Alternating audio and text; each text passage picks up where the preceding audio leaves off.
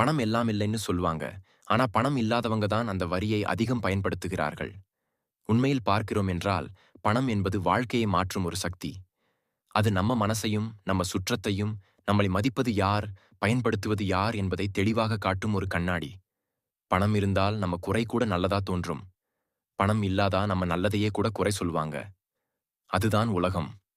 ஆனால் அதே நேரத்தில், பணம் கிடைக்காதது நஷ்டம் அல்ல. பணம் சம்பாதிக்க எப்படி கற்றுக்கொள்வதில்லை என்பதே வாழ்க்கையின் மிகப்பெரிய நஷ்டம். வறுமை ஒரு கைகட்டி போடும் நிலை இல்லை. அது ஒரு எச்சரிக்கை.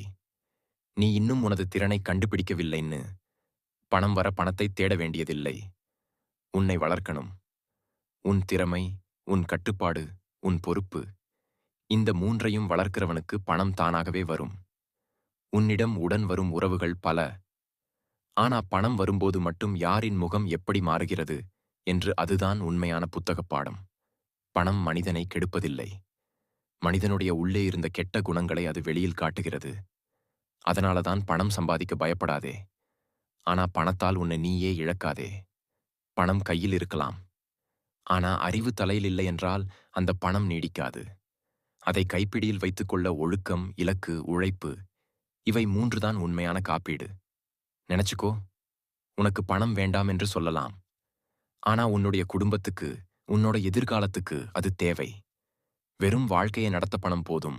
வாழ்க்கையை உயர்த்த அறிவு வேண்டும்.